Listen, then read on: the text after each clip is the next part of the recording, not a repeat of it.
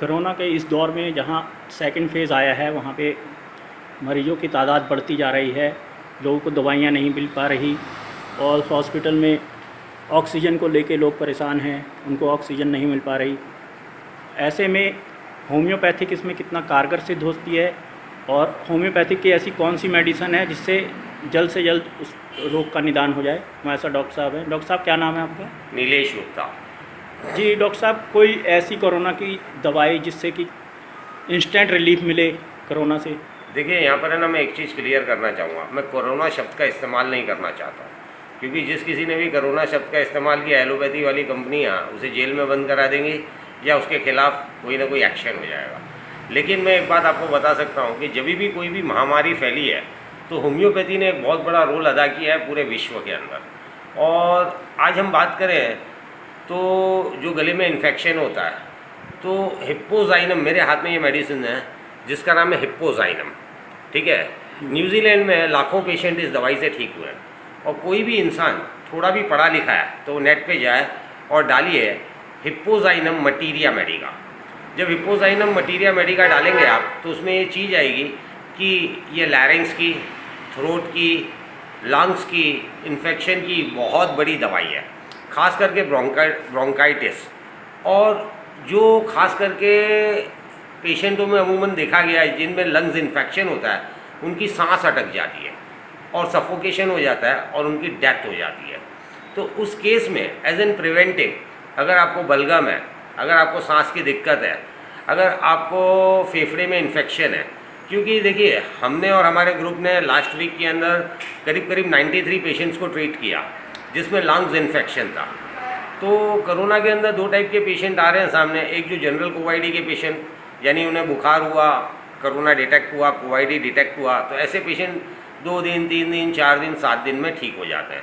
लेकिन जिन्हें ऑक्सीजन की ज़रूरत पड़ती है बेसिकली, वो पेशेंट हमने देखा है ज़्यादा करके अगर उनके चेस्ट का सीटी स्कैन होगा या एक्सरे होगा तो उसमें लंग्स में ओपेसिटीज़ आती है, या लंग में नोड्यूल्स आते हैं, या लंग्स में इन्फेक्शन आते हैं, या उनके लंग्स श्रिंक हो जाते हैं, या उनके लंग्स में निमोनिया होता है।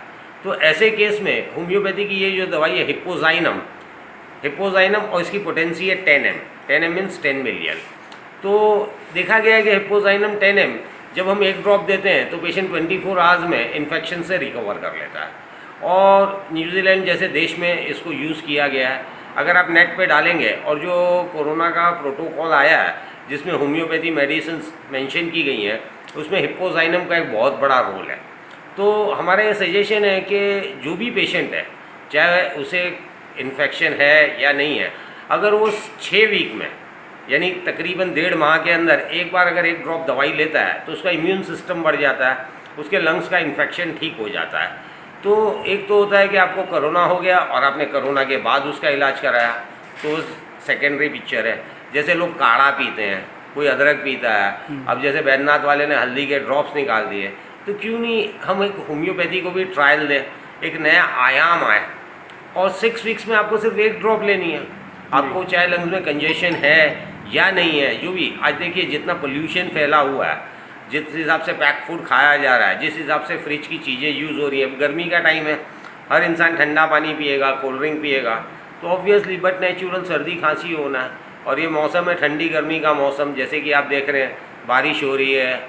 इस गर्मी के मौसम में आज हम बगैर कूलर के बैठे हुए हैं। तो ये एक ब्रीडिंग पीरियड होता है वायरस एंड बैक्टीरियाज का। तो इसमें हमारी एक एडवाइस है, और पहले आप नेट पे चेक कर लीजिए, हिप्पोजाइनम 10 m is an preventive medicine. एक इस महामारी के दौर में ये हमारे इम्यून सिस्टम को बहुत बढ़ाती है, बलगम को ठीक करती है, और आपके लिए शायद ये एक अमृत बन के आई है। तो हमारी ये एडवाइस है, हमारे डॉक्टर्स का ग्रुप है 100-120 डॉक्टर्स का। हम हमारे हर पेशेंट को हिप्पोजाइनम 10 m दे रहे हैं, आप भी लीजिए। मात्र इसका कॉस्ट क्या आएगा, 225 रुपये की बोतल है, अगर आप देखेंगे तो MRP से। और इस एक बोतल में आप 900 पेशेंट्स को ट्रीट कर सकते हैं, यानी 30 पैसा रोज़। मैं नहीं समझता हूँ कोई महंगी चीज़ है, और आप नेट पे इसको सर्व कर सकते हैं। मैं चाहता हूँ कि आप एलोपैथी जाइए, हम एलोपैथी के अगेंस्ट में नहीं है, लेकिन साथ ही साथ अगर इस प्रिवेंटिव मेडिसिन को लेते हैं तो शायद आपके घर में कोई अनहोनी होने से बच जाए। जो एलोपैथिक की जो दवाइयाँ ले रहे हैं उसके बाद एक जो ट्रीटमेंट हो रहा है वहाँ पे स्टेरॉइड के इंजेक्शन दिए जा रहे हैं, उसके बाद आ रहा है, तो इस तरह की कोई इसके बाद साइड इफ़ेक्ट होने की कोई संभावना? देखिए, होम्योपैथी की इस मेडिसिन से कभी भी कोई साइड इफेक्ट नहीं होगा, क्योंकि ये पोटेंटाइज्ड है, ये एक सारकोड है, ठीक है, ये आप नोसोड बोल सकते हैं। तो इसमें कोई भी साइड इफेक्ट आज तक तो देखने में नहीं आया है। और रहा सवाल स्टेरॉइड, तो स्टेरॉइड के बारे में तो मैं क्या कहूँगा, पूरी दुनिया जानती है अगर आप स्टेरॉइड एंटीबायोटिक्स लेंगे तो उसका साइड इफेक्ट तो आना ही आना है। लेकिन होम्योपैथी में आज तक शायद ही ऐसा कभी हुआ है कि ऐसा कोई रिएक्शन है। तो जो ये नई बीमारी आ रही है, उसके बाद कोरोना के पेशेंट जो ठीक होके आ रहे हैं, उनमें जो वो आ रही है बीमारी, उसके बारे में आप कुछ कहना चाहिए? सर, मैं तो एक ही चीज़ बोलूँगा, human body should never be treated with chemical. क्या मुझे एक बात बताइए, आप जैसे शरबत पीते हैं गुलाब का, एक है गुलाब के एसेंस वाला शरबत और एक है गुलाब के फूल से निकला हुआ शरबत, आपके हिसाब से गुलाब के फूल वाला शरबत अच्छा है कि वो केमिकल वाला शरबत अच्छा है? बताइए आप। जी, फूल वाला जो है नेचुरल है, वो नेचुरल है। तो हम एक पंच तत्व से बने हुए, प्राकृतिक तत्वों से बने हुए प्राणी हैं, तो पंच तत्वों को प्राकृतिक चीज़ों से डील करना चाहिए, ये मेरी एडवाइस है आपके लिए। हिप्पोजाइनम 10M हर किसी को लेना चाहिए। इस समय यह एक अमृत बन के सामने आ रहा है। और किन बातों का ख्याल रखना चाहिए, क्या एडवाइस देना चाहेंगे आप? देखिए, ख्याल तो एक ही चीज़ का रखना है, कोल्ड ड्रिंक्स मत पीजिए, पैक फूड मत खाइए, ठंडा पानी मत पीजिए, आप अनुलोम विलोम कीजिए, आप अजवाइन की भाप लीजिए, लेकिन कोई भी चीज़ एक्सेस में नहीं होनी चाहिए। अब जैसे कि लोग अदरक धड़ाधड़ पीना शुरू कर दिया। आपको एक चीज़ मैं बता देता हूँ, होम्योपैथी में जिंजीबर ऑफिशियलिस करके मेडिसिन होती है। अदरक ज़्यादा खाने से भी किडनी डैमेज होती है, हर चीज़ की अति खराब होती है। अगर आप अदरक ले रहे हैं तो उसकी मात्रा 5 ml या 5 ग्राम से ज़्यादा की नहीं होनी चाहिए। तो कोई भी चीज़ जब आप अति करेंगे, अगर आप अदरक ज़्यादा लेंगे आपके पेट में अल्सर हो जाएगा, किडनी फेलियर हो जाएगा।